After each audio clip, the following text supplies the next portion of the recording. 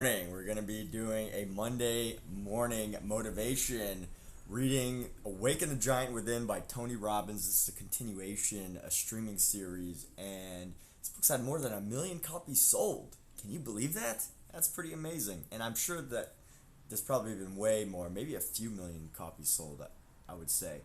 But this, as far as this book goes, it's about how to take immediate control of your mental, physical, emotional, and financial destiny. And it might sound silly using the word destiny in terms of, mental, emotional, physical, financial in some people's lives, because you might not think like, hey, I can have control over my destiny. I can do take control of my life. I can do and accomplish the things that I'd love to do, depending on your definition of destiny. And so far, a few chapters in, this book does a great job of helping you gather the necessary resources within yourself to go do the things that you want to do. So, with that said, we're going to be going on from the chapter called Belief Systems. And in this chapter,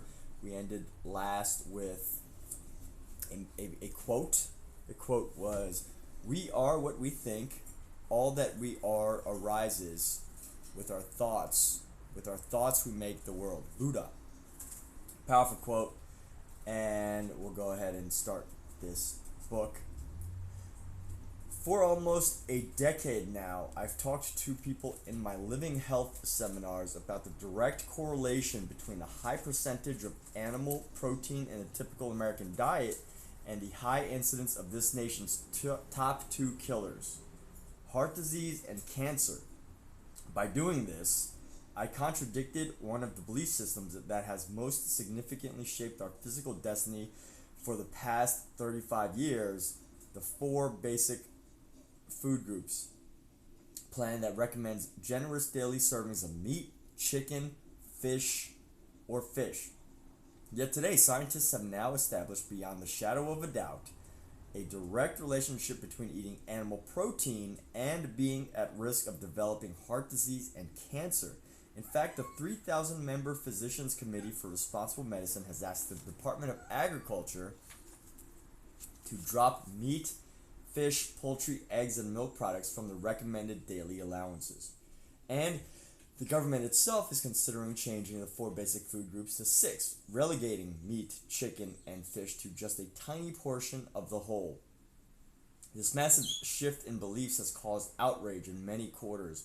I believe this follows a pattern that we see throughout history and throughout our culture, and that is simply this. As the German philosopher Arthur Schopenhauer stated, all truth goes through 3 steps. First, it is ridiculed. Second, it is violently opposed. Finally, it is accepted as self-evident. These ideas about animal protein used to be ridiculed. Now they're being violently opposed. Eventually, they'll be accepted, but not until a lot of more people become sick or even die because of their limiting beliefs about how important excessive amounts of animal protein is for their bodies. In business, too, we have a set of false beliefs that are leading us down a road of economic frustration and, some say, potential disaster. Our economy faces challenges in virtually every sector. Why? I found one clue in an article I read in the March 1991 Forbes magazine. This article describes 2 cars, the Chrysler Plymouth Laser and the Mitsubishi Eclipse, and notes that Chrysler averaged only 13 sales per dealership of their car, while Mitsubishi averaged over 100. You must say, what else is new? The Japanese are beating the pants off the American companies in selling cars. But the unique thing about these 2 cars is that they're exactly the same. They were built in partnership between these 2 companies. The only difference between the Laser and the Eclipse is the name and the company who's selling it. How can this be? As you may have guessed, research investigating the cause of the discrepancy in sales has shown that people want to buy Japanese cars because they believe they are of greater quality. The problem in this case is that it's a false belief. The American company's car is of the same quality because it's the very same car. Why would consumers believe this? Obviously, it's because the Japanese have created a reputation for quality, providing us with numerous references to back it up, even to the point where we no longer question its validity. It may surprise you that the Japanese commitment to increasing quality is actually the result of an American export in the person of Dr. W. Edwards Deming. In 1950, this renowned quality control expert was brought to Japan by General MacArthur, who was frustrated with a war-ravaged Japanese industrial base where he couldn't even count on being able to complete a phone call. At the request of the Japanese Union of Scientists and Engineers, Deming began to train the Japanese in his control quality principles, his total quality control principles. When you hear this, do you immediately think it refers to monitoring the quality of a physical product? Nothing could be further from the truth. Deming taught the Japanese 14 principles and a basic core belief that is the foundation of virtually all decisions made in every successful major multinational Japanese corporation to this day. The core belief simply is this: a constant, never-ending commitment to consistently increase the quality of their business every single day would give them the power to dominate the markets of the world. Deming taught that quality was not just a matter of meeting a certain standard, but rather was a living, breathing process of never-ending improvement. If the Japanese would live by the principles that he taught, he promised them within 5 years they would flood the world with quality products and within a decade or two become one of the world's dominant economic powers. Many thought Deming's proclamations were crazy, but the Japanese took him at his word. And today, he's revered as the father of the Japanese miracle. In fact, each year since 1950, the highest honor a Japanese company can receive is the National Deming Prize. This award is given on national television and is used to acknowledge the company that represents the highest level of increase in quality of products, service, management, and worker support throughout Japan. My goodness, that is some pretty powerful stuff. Just this idea, and I'm taking a side here from the book, but imagine if we implemented that into our daily lives. And at some level, it's hard to think about what we would actually do. And, it's one thing when you have like a team of people such as like a Japanese company. They've got, hundreds of thousands of people that do different tasks and they all become better and better at what they do. Thus, and then working with machines, how do you improve the machine? But at the same time, there's definitely something powerful here to consider about ourselves. How can we improve what we do every single day? There's got to be some ways, and it's a powerful question to consider in our daily lives. So a question here is, what would you do to constantly and never-endingly improve?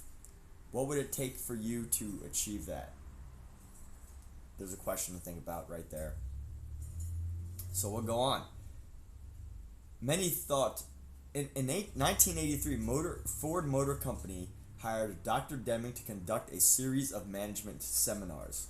One of the attendees was Donald Peterson, who would later become chairman of Ford and put Deming's principles into practice throughout the company. By the way, there's a Peterson Museum in Los Angeles. It's famous for autos. Peterson decided, we need this man to turn our company around. At the time, Ford was losing billions of dollars a year. Once Deming was brought in, he changed their traditional Western belief from how can we increase our volume and cut our costs to how can we increase the quality of what we're doing and do it in such a way that quality would not cost more in the long term. That's pretty powerful. To think that this happened in in 1983, because we constantly hear of a lot of companies constantly talking about how can we cut costs, how can we increase volume, and that still seems to be like a pervasive idea, but rarely are you hearing people talk about how can we increase the quality of what we're doing and do it in such a way that quality will not cost more in the long term. Ford reorganized its focus. Ford reorganized its entire focus to make quality the top priority as reflected in their advertising slogan, "Quality is job one." And by implementing Deming's system, Ford within 3 years moved from a staggering deficit to the dominant industry position with a $6 billion profit. How did they do it? They found that Americans' perception of Japanese quality, while frustrating, had much to teach them. For example, Ford contracted with a Japanese company to make half the transmissions for one of their cars in order to keep the volume up.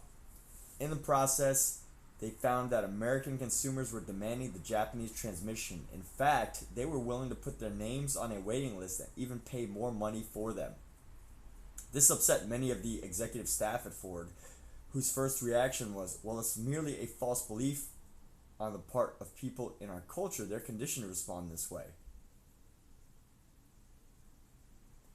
But under Deming's supervision, the transmissions were tested, and they found that, in fact, the Ford transmission was much louder, broke down much more often, and was returned more often than the Japanese transmission, which had virtually no trouble, no vibration, and no sound. Deming taught the members of the Ford team that quality always costs less. This was directly the opposite. Quality always costs less. That's an important idea right there. Quality always costs less. This was directly the opposite of what most people believe, that you could only achieve certain levels of quality before costs go out of hand. When the experts took the Ford transmissions apart and measured all the parts, they found that all of them met the standards set forth in the Ford manual. The same standards that had been sent to the Japanese, but when they measured the Japanese transmissions, they found virtually no measurable differences among any of them. In fact, the transmissions had to be brought into a laboratory and measured under a microscope in order to detect the differences. Why did this Japanese company hold themselves to a higher standard of quality than even their contract required? They believed that quality costs less, that if they created a quality product, they would not just have satisfied customers, but loyal customers, customers who would be willing to wait in line and pay more money for their product. They were operating from the same core belief that propelled them to one of the top market positions in the world, a commitment to never-ending improvement and a constant increase in the quality of life for their customers. This belief was an American export, one I believe we need to repatriate in order to change the direction of our economic future. One toxic belief that may be destroying our economic strength as a nation is what Deming calls managing by the visible numbers. The conventional corporate belief that profits are made by cutting costs and increasing revenues. A notable example occurred when Lynn Townsend took charge of Chrysler during an industry-wide sales slump. Townsend immediately tried to increase revenues, but more importantly, he cut costs. How? He fired 2/3 of the engineering staff. That just sounds ridiculous. In the short term, it looked like he made a right decision. Profitability shot up, and he was dubbed the hero. But within a few years, Chrysler was again in financial straits. What happened? Well, there certainly wasn't any one factor, but in the long term, the decisions Townsend made may have been destroying the basis of quality upon which the company's success depended. Often, the very people who are injuring our companies are rewarded because they produce results in the short term. Sometimes we treat the symptoms of a problem while we nurture the cause. We've got to be careful how we interpret results. That is another. This is like full of powerful ideas, just like every sentence. Often, the very people who are nurturing our companies are rewarded because they produce results in the short term. Yeah, okay, we know that. Sometimes we treat the symptoms of a problem while we nurture the cause. That's powerful. That's good. So, what is something? What's an example? Got to think of an example here. How are we producing results? So, doing things just for the short term, such as, make doing something to manipulate numbers for a quarterly review. I guess that could happen. And sometimes we treat the symptoms of a problem while we nurture the cause. So the cause of a problem, and we're nurturing the symptoms, where we need to just be eliminating the cause.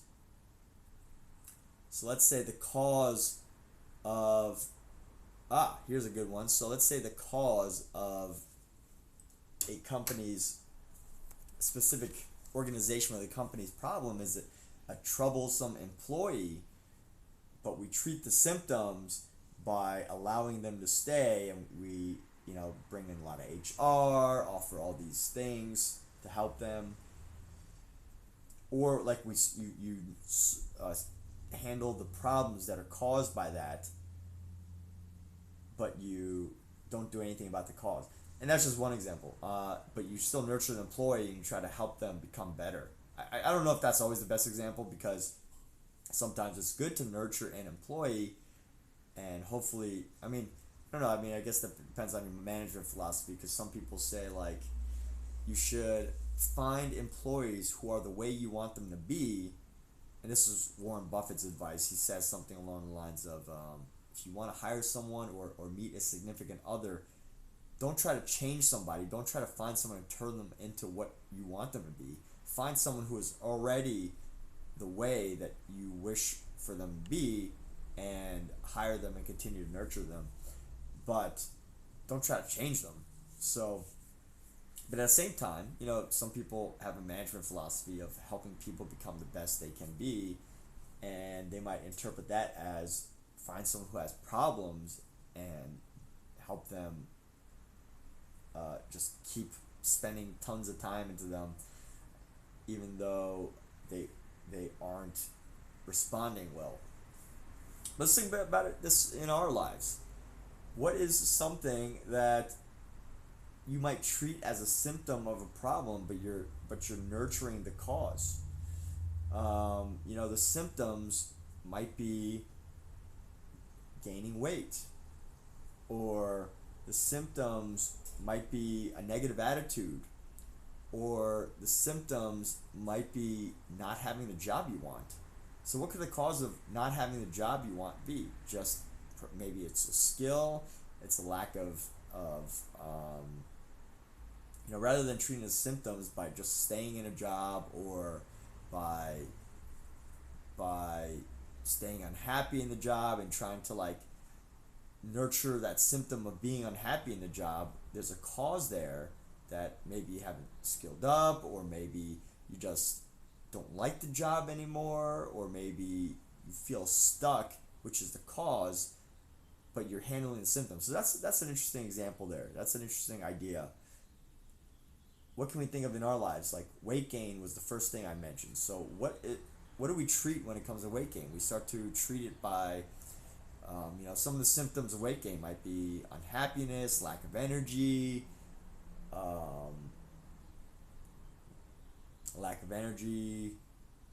feeling lethargic, feeling unmotivated, losing confidence, and those are the symptoms, and we start treating the symptoms, but rather than treating those symptoms of the problem, but you're nurturing the cause by eating more, or coming up with reasons why that situation has to be. So that's really interesting. Yeah, and we all could probably come up with examples of these where there's something going on in our lives that's not doing well. There's an underlying cause, but we're treating the symptoms rather than just taking care of the cause. And what can we do to get rid of the cause? Overeating, eating poorly, lack of exercise. So that's a big one right there. We've got to be careful how we interpret results. By contrast, one of the most important factors in turning the Ford Motor Company around was their design staff, who came up with a new car called the Taurus. The quality of that car set a new standard for Ford, and consumers bought it in droves. What can we learn from all this? The beliefs that we hold in business and in life control all of our decisions, and therefore our future. One of the most important global beliefs that you and I can adopt is a belief that in order to succeed and be happy, we've got to be constantly improving the quality of our lives, constantly growing and expanding. One of the most important global beliefs that you and I can adopt is, in order to succeed and be happy, we've got to constantly be improving the quality of our lives. How can we improve the quality of our life? How can we grow and expand? In Japan, they understand this principle well. In fact, in Japanese businesses, as a result of Deming's influence, there's a word that is used constantly in discussions about business or relationships. That word is kaizen. This word literally means constant improvement, and the word is constantly used in their language. They often speak of the kaizen of their trade deficit, the kaizen of the production line, the kaizen of their personal relationships. As a result, they're constantly looking at how to improve. By the way, kaizen is based upon the principle of gradual improvement, simple improvements. But the Japanese understand that tiny refinements made daily begin to create compounded enhancements at a level that most people would never dream of. The Japanese have a saying: if a man has not been seen for 3 days, his friends should take a good look at him and see what changes have befallen him. Amazingly, but not surprisingly, we have no equivalent word for kaizen in English. The more I began to see the impact of kaizen in the Japanese business culture, I realized that it was an organizing principle that made a tremendous impact in my own life. My own commitment to constantly improve, to constantly raise my own standards for a quality of life is what's kept me both happy and successful. I realized that we all need a word to anchor ourselves to the focus of constant and never-ending improvement. When we create a word, we encode meaning and create a way of thinking. The words that we use consistently make up the fabric of how we think and even affect our decision making. As a result of this understanding, I created a simple mnemonic, kanai, pronounced kunai, kanai, kanai, kanai, kanai. That's C-A-N-I, pronounced K-U-H-N-E-Y-E, kanai, which stands for constant and never-ending improvement. Kanai. Kanai. I believe that the level I'm repeating this weird because it has like a interesting spelling there, as you can see. There's a spelling thing there, or pronunciation. I believe that the level of success we experience in life is in direct proportion to the level of our commitment to kanai. Kanai. Kanai. To constant and never-ending improvement. Kanai, I'm just going to call it kanai. Kanai is not a principle related merely to business, but to every aspect of our lives. In Japan, they often talk, I want to earmark this last page, 79. In Japan, they often talk of company-wide quality control. I believe we have to focus on kanai in our business, kanai in our personal relationships, kanai in our spiritual connection, kanai in our health, and kanai in our finances. How can we make constant and never-ending improvement in each of these areas? This makes life an incredible adventure in which we're always looking forward to the next level.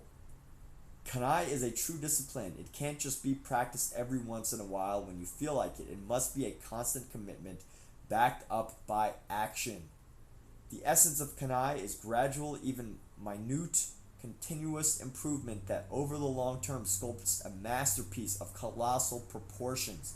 If you've ever visited the Grand Canyon, you know what I'm talking about. You've witnessed the awe-inspiring beauty produced by millions of years of gradual change as the Colorado River and numerous tributaries have continuously chiseled the rock to create one of the 7 natural wonders of the world. Most people never feel secure because they are always worried that they will either lose their job, lose the money they already have, lose their spouse, lose their health, and so on. The only true security in life comes from knowing that every single day you are improving yourself in some way. The only true security in life is that. That's great. The only true security in life, yes.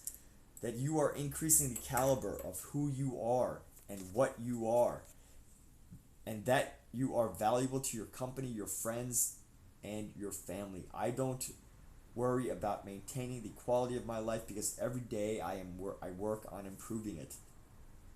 I constantly strive to learn and to make new and more powerful distinctions about ways to add value to other people's lives. This gives me a sense of certainty that I can always learn, that I can always expand, that I can always grow. Kanai doesn't mean you never experience challenges. In fact, you can only improve something if you realize that it's not quite right, that it's not yet at the level it should be. The purpose of Kanai is to discover problems in the making and handle them before they become crisis. After all, the best time to kill a monster is while it's still little. As an integral part of my personal commitment to Kanai, at the end of each day I ask myself these questions. What have I learned today? What did I contribute or improve? What did I enjoy? Even if every day you constantly improve your ability to enjoy your life, then you'll experience it at a level of richness most people never even dream of. Small improvements are believable and therefore achievable. Pat Riley, formerly of the Los Angeles Lakers organization, is the winningest coach in NBA history. Some say he was fortunate because he had such incredible players. It's true that he had incredible players, but many people have had the resources to succeed and have not done so consistently. Pat's ability to do this has been based on his commitment to Kanai. In fact, he said that at the beginning of the 1986 season, he had a major challenge on his hands. Many of the players had given what they thought was their best season in the previous year, but still had lost to the Boston Celtics. In search of a believable pain to get the players to move to the next level, he decided upon the theme of small improvements. He convinced the players that increasing the quality of their game by a mere 1% over their personal best would make a major difference in their season. This seems ridiculously small, but when you think about 12 players increasing by 1% their court skills in 5 areas, the combined effort creates a team that's 60% more effective than it was before. A 10% overall difference would probably be enough to win another championship. The real value of this philosophy, however, is that everyone believed that it was achievable. Everyone felt certain that they can improve at least 1% over their personal bests in the 5 major areas of the game, and that sense of certainty in pursuit of their goals caused them to tap even greater potentials. The result? Most of them increased by at least 5%, and many of them by as much as 50%. According to Pat Riley, 1987 turned out to be their easiest season ever. Kanai works if you commit to it.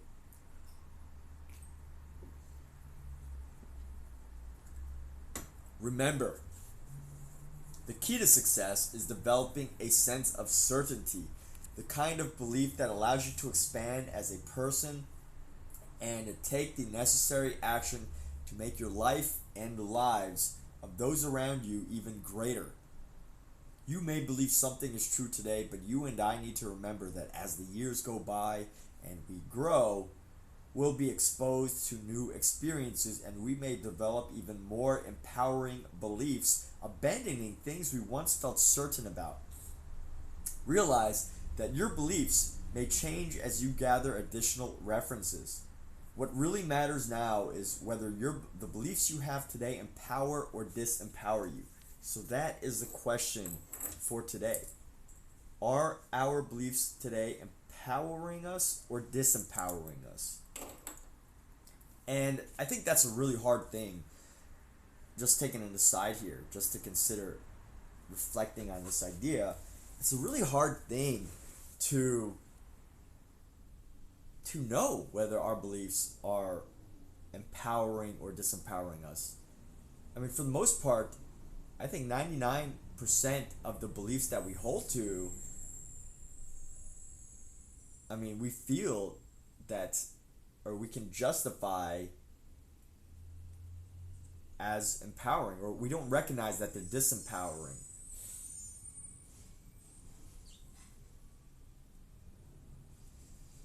But yeah, that's an important thing to ponder. Like, what are the beliefs? Like, most people hold beliefs, whether it be to, beliefs about themselves.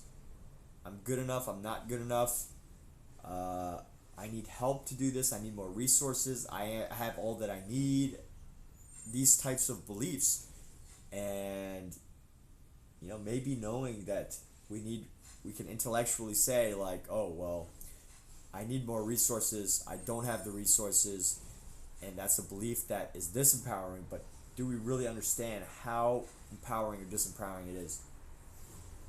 But anyway, begin today to develop the habit of focusing on the consequences of all your beliefs. So I need to start focusing on the consequences of all my beliefs. Are they strengthening your foundation by moving you to action in a direction you desire, or are they holding you back? As he thinketh in his heart, so is he. Proverbs 23:7. We've discovered so much about beliefs, but in order to truly take control of our lives, we've got to know what beliefs we're already using to guide us. So right now, stop everything else you're doing and take the next 10 minutes to have some fun.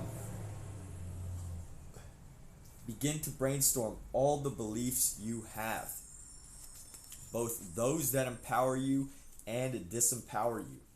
Little beliefs that don't seem to matter at all, and global beliefs that seem to make a big difference. Make sure you cover if-then beliefs like, if I constantly give my all, then I will succeed, or if I'm totally passionate with this person, then they'll leave me. Global beliefs, like beliefs about people. People are basically good, or people are a pain. Beliefs about yourself, beliefs about opportunity, beliefs about time, beliefs about scarcity and abundance. Jot down as many of these as you can imagine for the next 10 minutes. Please give yourself the gift of doing this right now. When you're done, I'll show you how you can strengthen your empowering beliefs and eliminate the disempowering ones. Do it right now. So I'm actually going to do this exercise right here. Grab my handy dandy notepad here, and let's take a moment, take some good 10 minutes, and I'm going to just share beliefs in general rather than my own personal. Some of these, might be my own personal ones, but I think it's important for the purpose of video and people watching in the future, just to consider, like, what are the alternatives, just to share ideas about different types of beliefs. So what are if-then beliefs? If-then plus global beliefs, which is very powerful. So here's an interesting belief. You might have a belief like, if I'm not number one, then I'm not the greatest. that might sound obvious, but I think it's important to consider that. I think as I ran my first marathon, 26.2 miles, 42 kilometers, and I think about that experience, and maybe not the greatest, but I am not good enough. Maybe something you might call like imposter syndrome. But here's the interesting thing is that during my marathon, I realized in a situation, there are these top runners in the world. They run it in like 2 hours. My time was pretty up there. It was like 5 hours and 41 minutes, and that's told hugely far off from number one. But people have asked me since that time, since I ran the marathon, they start asking me questions like, "Oh, are you a runner?" I ran a marathon, but does that really make me a runner? And here I am. I'm comparing myself to, these top athletes in the world, and I'm saying, well, they're running like 15, 20 miles a day. Therefore, they're considered runners, but I am not considered a runner. I consider myself a runner, but not really, right? But at some level, there are people who run like somewhere between 1 to like 10 miles a week, or like 10 miles a month, and they consider themselves runners. So it's interesting to see how like there can be a gap in thinking as you improve, and it doesn't necessarily need to be number one, but that was just a reference idea. And I think that can be disempowering because I can't say, I don't need to have imposter syndrome here. I can't say that I do those things. But the phrasing of the belief might not be the best. So, what's another belief here? What would be a global belief here? Brainstorming out loud, and I'm just gonna start jotting stuff down. People don't like to tip. That's not, people don't like to tip. Now I don't necessarily fully believe this one. I actually believe. Actually, you know what? I'm gonna make the changes to people like to tip. I think people do like to tip. People feel good. I wanted to say that don't at first, because I think that it's a good example. I was thinking, oh, well, what's a good example, of people not liking to tip? But I think truthfully, people like tipping, at least as far as American culture goes. And I think that's empowering belief. People like to tip. If you give them great service, for service, like if you give people great service, they want to tip you. They want to give their money, extra money for the service that they receive, that they feel good about. When people feel good, they like to tip. Now, people don't always like to tip if, your service is poor. Or they don't like to tip if they feel obligated or for whatever reason. But I think people like to tip if they feel it's warranted, rather than if it's out of obligation or whatever have you. And then there might be some people that don't like to tip, but in general, I would say I think people like to tip, which, give them a reason to tip. Here's another one, and that's really helpful for anyone in like the service industry or something like that. But let's look at another question. What's another global belief?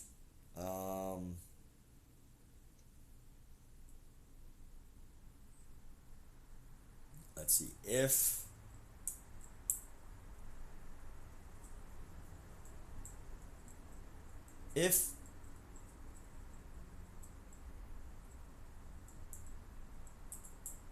okay, so here's one. In sales. So here's something that I find interesting when it comes to sales is, if I call, I'm going to have to deal with the gatekeeper, which is a waste of time. So, as I got better at sales, or, I started working more and more with different companies, you find pretty quickly when it comes to sales that talking, when you first call into the company and, hello, thank you for tuning in, I'm doing this exercise right now and you can jump in, but I'm going to do it for about 4 more minutes, where we write down our beliefs. So I'm sharing a belief that I have. that can be disempowering for a salesperson, and that is if I call into a company that I'm going to have to deal with a gatekeeper, and that is a waste of time. And I think that's interesting because, as you call into companies, um, which is a huge part of sales, you're gonna have to start talking to people, and they're gatekeepers. And if you believe that they're a waste of time, then you're literally gonna not have a good time in doing sales. It's gonna be very tough, and you have to get through them. You have to figure out a way to get through the gatekeepers, to get to the final decision makers. But I think it's a very negative attitude, to think that talking to anybody is a waste of time, right? Like, it's a negative attitude there to think that talking to a gatekeeper is a waste of time. On one hand, here's the thing, is that people who like, and in my mind, I'm like, there are people who in their careers, literally, they don't waste their time talking to gatekeepers because they only talk to the people who can potentially make a decision. And that's where the most successful gatekeepers are, right? Like, the most successful people in the world are not talking to the assistants or the gatekeepers or whatever. They're talking to the business owner. The agent is talking to the agent. So of like, celebrity deal or whatever, the agent is talking to the producers. They're not talking to the gatekeepers. So there might be some truth to this, but if you are a salesperson, if you are the person who's responsible for creating and building those relationships, at some level you have to like change the way you think about that. So that's another belief that can affect a salesperson. Let me think about another belief that affects my daily life. And for you viewing there, the question for you is, what's a belief for you that either empowers you or disempowers you? Or specifically, to make this as helpful as possible, what's a belief? And by the way, this book is what I was just reading. This is the final exercise of the chapter. And the exercise of the chapter is to come up with beliefs that are empowering or disempowering. But to make this most helpful, find a belief that's disempowering for you. Like, if I can't get it now, then I'm never gonna be able to do it, right? This might be if you're like 30, if you're in your 30s or 40s or 50s, like, might be, oh, I'm too old for this. That could be a disempowering belief. I'm too old for this. Or, I don't have the right skills. I don't have the right skill set could be a disempowering belief. Oh, now it's starting to come out, like some of my truths, these beliefs. If I don't have the right skills, I can't do this. If I'm not good looking enough for streamers, if I'm not good looking enough, I can't start my own YouTube channel, or no one's going to listen to me. These are disempowering beliefs. Let's see, what's another disempowering belief? And because as soon as you can recognize your disempowering beliefs, I think it's quickly powerful to just, flip them around. Like, people would love to hear some of the ideas that are in this book that I'm sharing.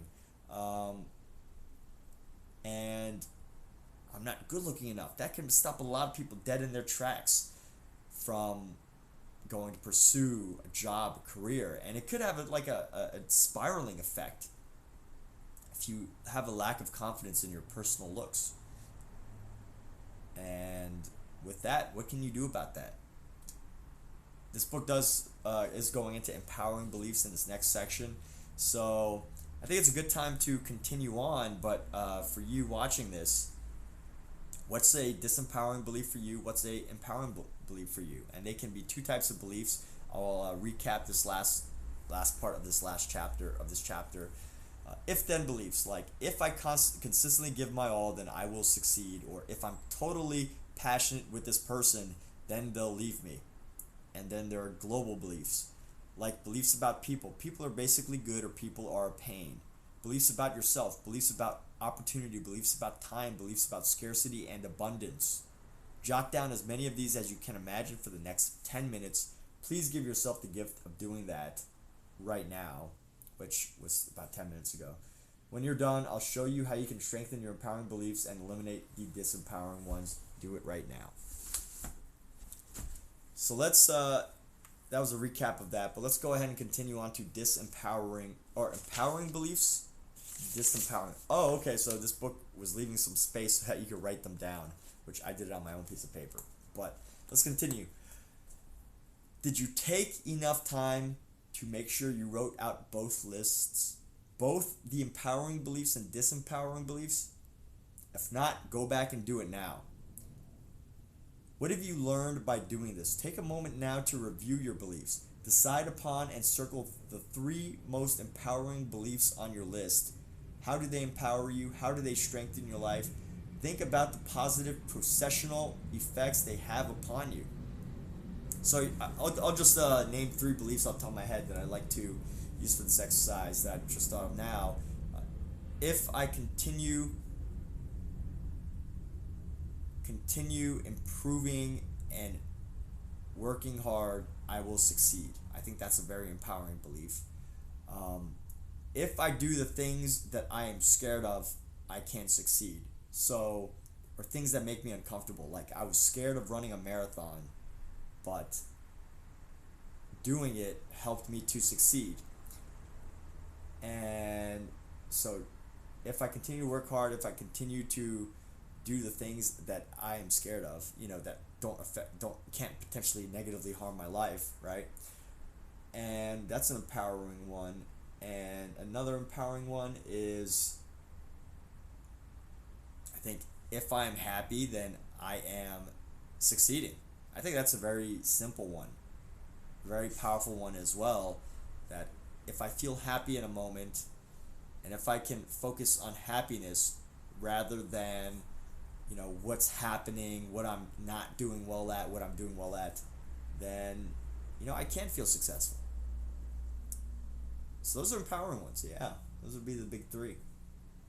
Years ago, back to the book here, years ago I made a list like this, and I found it invaluable because I discovered that I had a belief that was underemployed. It was the belief there's always a way to turn things around if I'm committed. Wow, that's a good one, because mine were like pretty basic, and it doesn't really encapsulate challenges, right? Like if you're having challenges in your life, it's easy to just say, oh well, let me just be happy right now, and everything is all good, when in reality you might need to accept that things are not good. So what do you do in that situation? And I think there's a powerful way to consider that in that quote right there. There's always a way to turn things around if I'm committed. I can turn things around. I can make these changes that I want to do. So yeah, that's a powerful one. Like, what happens when you come across challenges? Those are what my empowering beliefs did not help me to do. So there's a good thing. What happens? What types of beliefs help through challenges?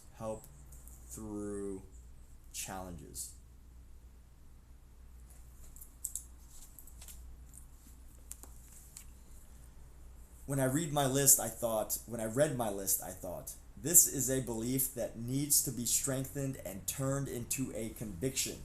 I'm so glad I did, because only about a year later, that conviction was a life preserver that pulled me through one of the toughest times, a time when everything around me seemed to be sinking. Not only did it buoy my spirit, but it also helped me deal with one of the most difficult personal and business challenges I had yet faced. This one belief, this sense of certainty, enabled me to find ways to turn things around when everybody around me said it couldn't be done. I not only turned things around, I turned my biggest challenges into my biggest opportunities, and so can you. Review this list and strengthen your emotional intensity and sense of certainty that these beliefs are true and real, so they can guide your future behaviors. Now let's take a look at your limiting beliefs. So he was just talking about empowering beliefs, so I guess we're looking into limiting beliefs now. As you review them, what are some of the consequences that these beliefs carry with them? Circle the 2 most disempowering beliefs. Decide right now, once and for all, that you are no longer willing to pay the price that these beliefs are are charging your life. Remember that if you begin to doubt the beliefs and question their validity, you can shake their reference legs so they no longer impact you. Knock those legs of certainty out from under your disempowering beliefs by asking yourself some of the following questions. So I want to add some context here since you're watching. When he talks about reference legs, he was talking about beliefs come about, like thinking of a table. So you got your belief at the top of a table, as the top of the table, and it's supported by legs. People develop beliefs, convictions, ideas, thoughts as based on references. They get like an example like, oh, I'll never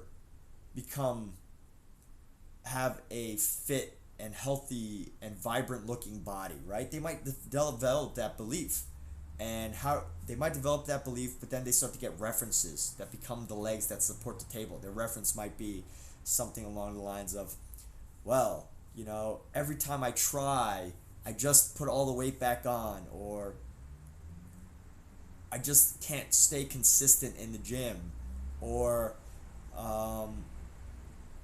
it just wasn't meant for me. And they start to build references for these beliefs, and it all ties to the ability to keep weight off. So that's what it means by reference. And it goes the other way for empowering references too. I'm making this up right here, but I'm a likable social person. That can be also a empowering belief. And at the same time, how do they build those references? Well, they might start small. They might go into some people believe that just because the cashier spoke to them, that the cashier likes them, right? You've probably heard of you might even call them maybe narcissists or whatever, right? The guy who walks into a coffee shop and thinks the attractive barista, just because she took his order, that she's into him, right?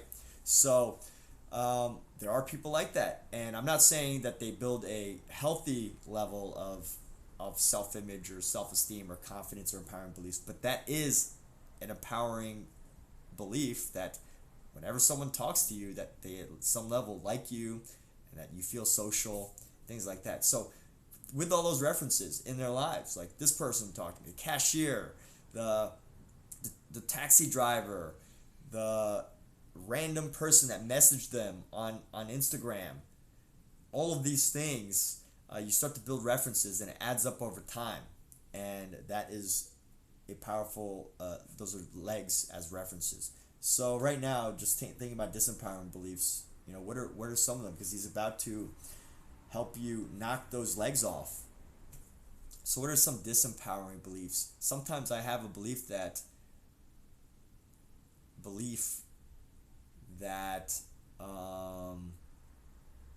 I think I've done a good job of getting rid of a lot of my disempowering beliefs, but maybe that sometimes I think that, spending money on marketing is not worth it for different projects that I've done. But it totally is. Like, that's a disempowering belief. So, you can see right there, like, I'm questioning my disempowering belief, and I'm like, it is. So, what's another disempowering belief? How am I disempowering myself?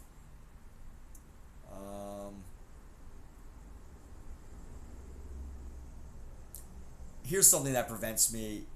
Obviously, I am a content creator. I'm a streamer. I do all these things, and some things that make me stop making videos is not having the perfect outfit. And I've had to challenge that, because you constantly see a lot of social media influencers. They've got amazing, beautiful outfits, name brands, and at some level, that has stopped me sometimes from making videos. But I gotta question it. Or if I don't have the perfect thing to say, I shouldn't say it at all. I think that's an interesting thing right there. And I was raised with this concept that, I don't remember if it's loose lip sync ships. I don't think it's that one, but if you don't have something nice to say, don't say it at all.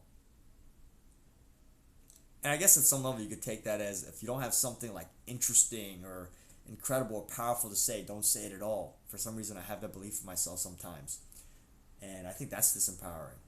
So anyway, those are two disempowering beliefs. What's a good way to, because that can prevent you from having a good conversation. Just starting off with something simple and seeing where that could take you. So we'll go ahead. Let's see. Asking yourself some of the following questions. Knock those legs of certainty out from under your disempowering beliefs by asking yourself some of the following questions. How is this belief ridiculous or absurd? Was the person I learned this belief from worth modeling in this area? That's a big one. Because we get a lot of disempowering beliefs by people who have told us things growing up as kids, like a teacher saying, you'll never succeed. Or a teacher saying, or, more empowering when teachers say you succeed, but a lot of us probably have had a teacher who didn't believe in us, or someone who has said that we might be a failure or whatever. But who is that person? Do we ever really question it? We just let that one time the person said something to us affect us so much because maybe we're in an emotional moment. This could be for relationships too. I think a lot of people have been in bad relationships and they lose confidence after those relationships because of someone with a very negative attitude. I would say verbally abusive, but I'm not going to even move into that area just yet. I mean can be extreme, but even someone who makes little snarky comments to denigrate you in a relationship can over time build up. And I think as that starts to build up,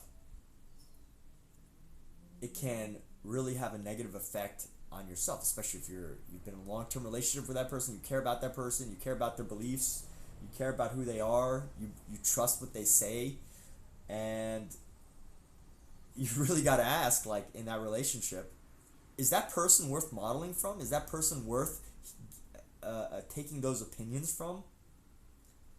Are they, a shining example of what a good person is in that relationship? So, and it's a good question. Who are you listening to? Number 3 question, what will it ultimately cost me emotionally if I don't let go of this belief? So yeah, that's strong. If you don't let go of it, it's going to cost you your happiness. Will it cost me? Will it cost, I'm going to start asking these questions myself, Is it going to cost me happiness? Is it going to cost me my ability to live the best possible life I can? The question to you, how's it going to cost you emotionally? What will it ultimately cost me in my relationships if I don't let go of this belief? How will it affect your relationships? Or my relationships, our relationships? How will it affect how we interact with our friends, our co-workers, our people we care about most that are close to us, our blood kin? 5. What will it ultimately cost me physically if I don't let go of this belief? So, of a disempowering beliefs, how's it going to cost me physically? My physical health, my ability to maintain a long-lasting vitality. 6. What will it ultimately cost me financially if I don't let go of this belief? That's a pretty powerful one too. And I think what's interesting here, just in this idea of financial, just like an off subject, is I think a lot of us spend a lot of time focused on the financial part of it. We really think about, oh, well, I need to make more money in order to do this, or I need more money to do that, or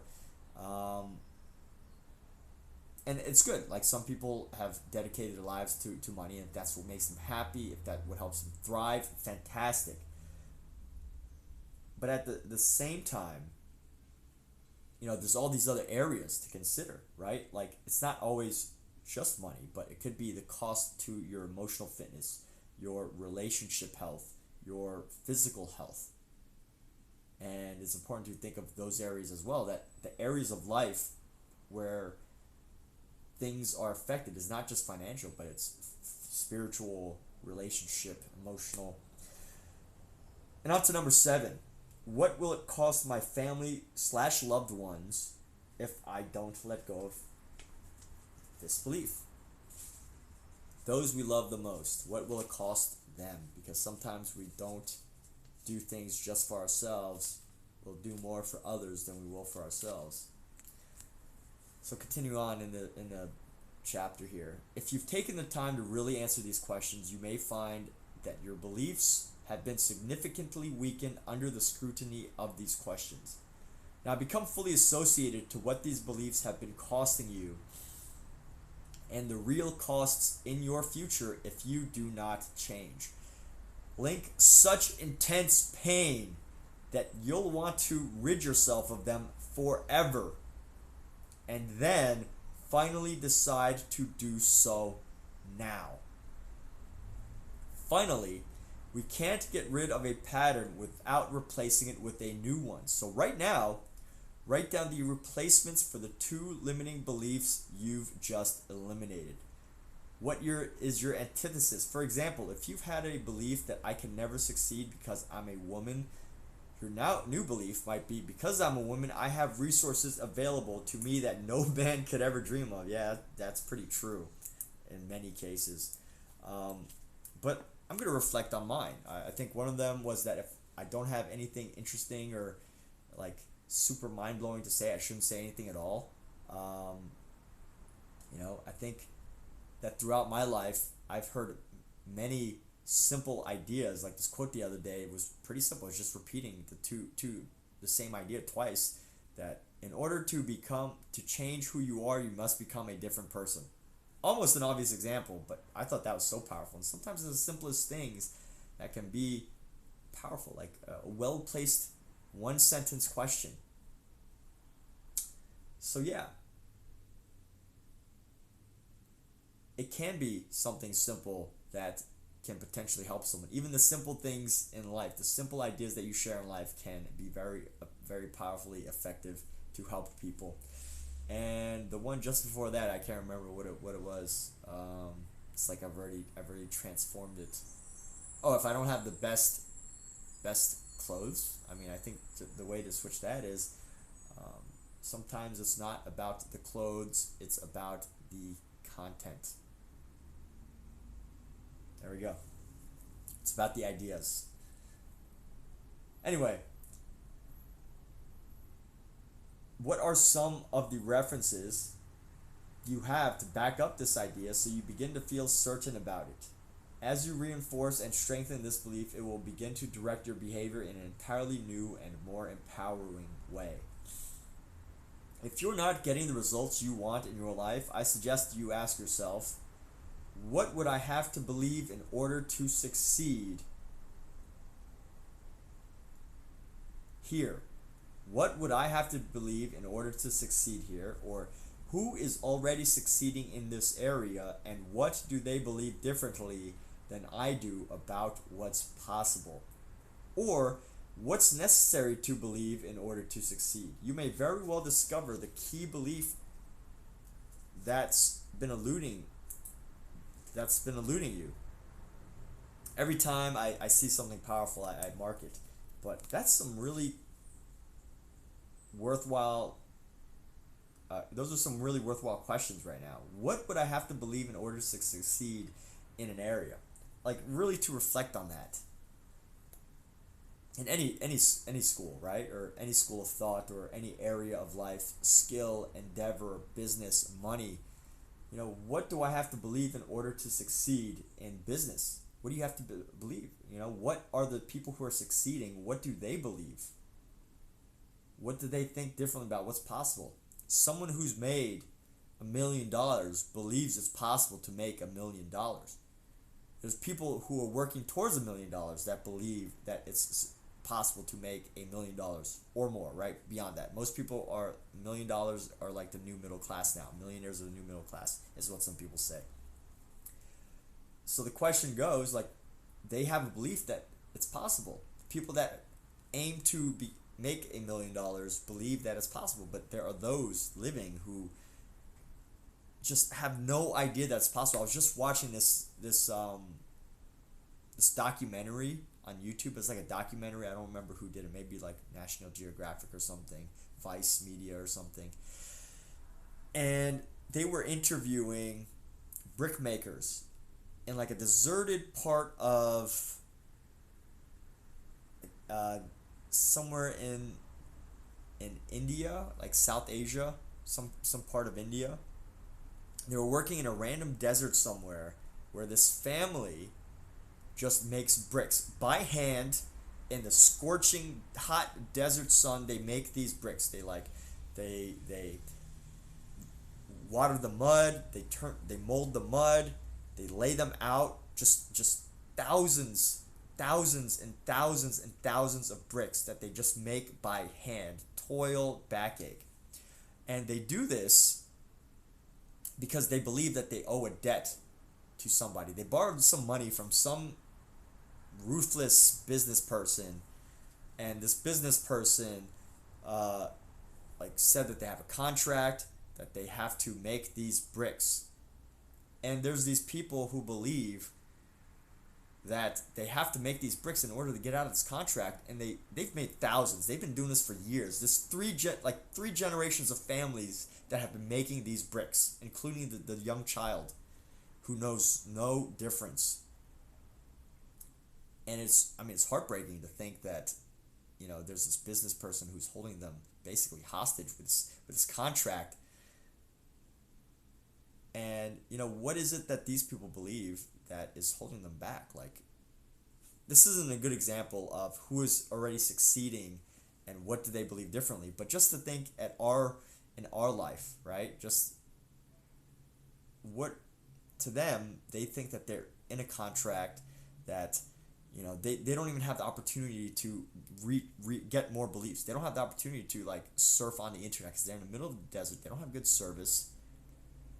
They're in a area that is totally disempowered, and they don't even have references for success, but they have only references that they have to continue doing this activity of painstaking physical labor because they believe in some contract that they made. And I believe in the idea of paying back when you owe somebody, right? But the contract has gone, the research into this situation is just beyond the scope of they've made way more than enough bricks in their lifetime to pay back what they were owed or what they owe. So with that said, I think that's an extreme example of people who do not have references in life of positive success, of ways to succeed.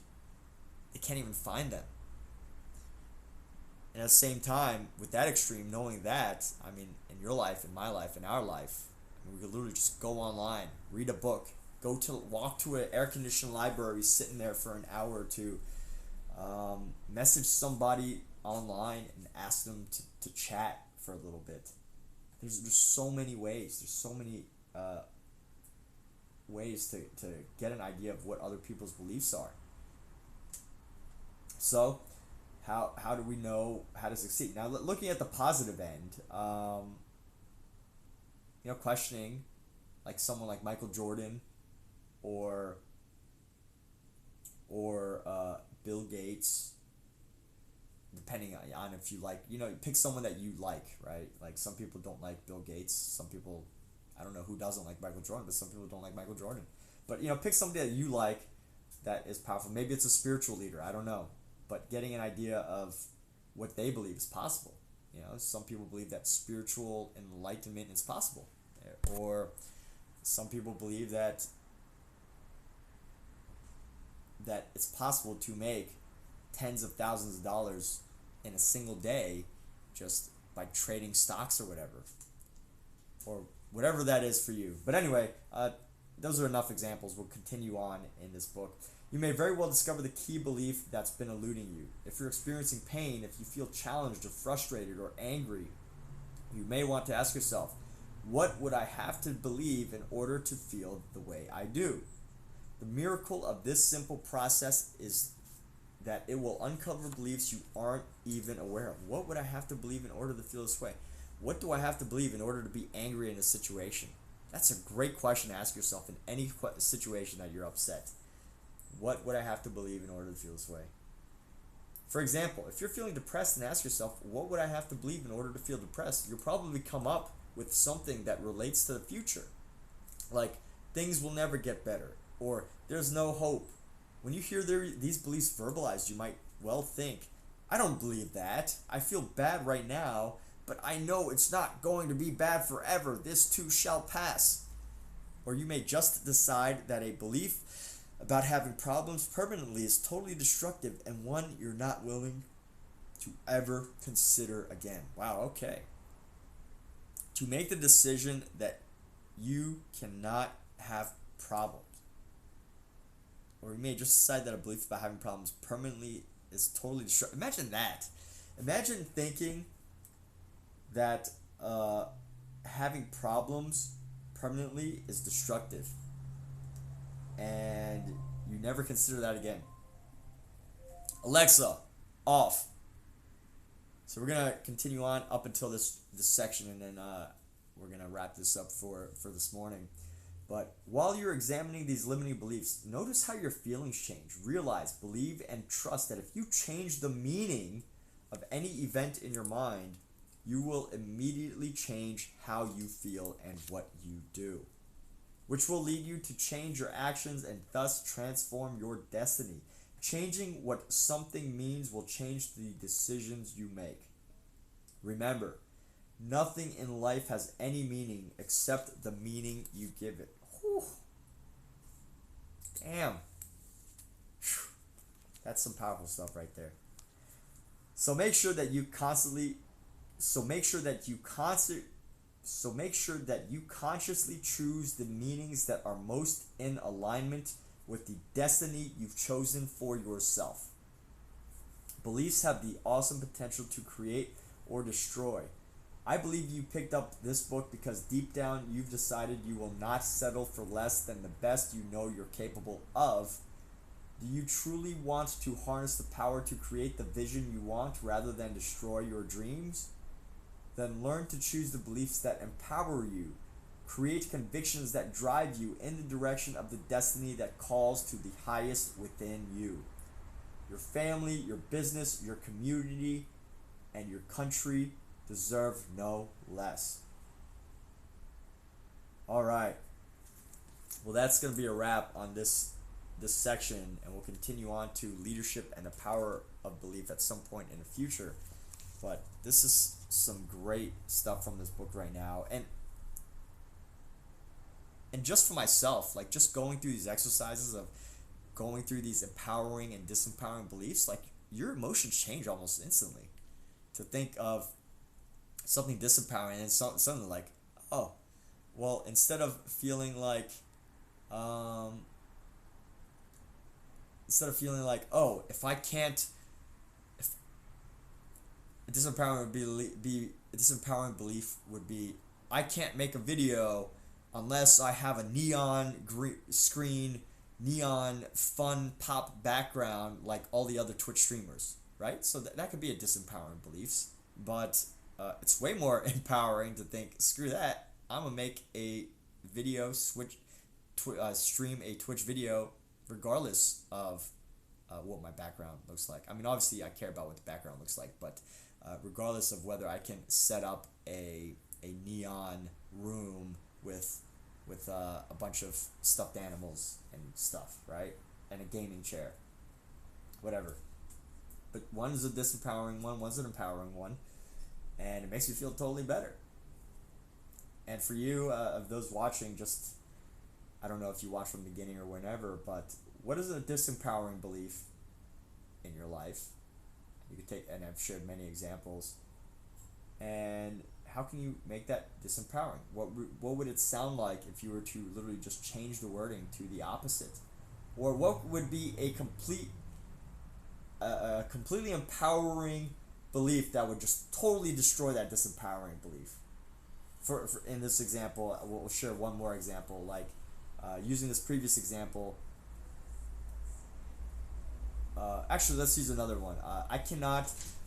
This might not necessarily be mine, but this might be, I'm not a very social and extroverted person, and that can feel disempowering. I mean, some people are introverted, and yes, there's levels, but at some level, we all need a little extroversion. We all need to know how to interact with others, to lead, to inspire, to help, to have conversations, to have meaningful relationships. That's an important factor of everyone's life, and a little bit of extroversion it's helpful, just like a lot of introversion is also helpful, right? So, there's a fine balance.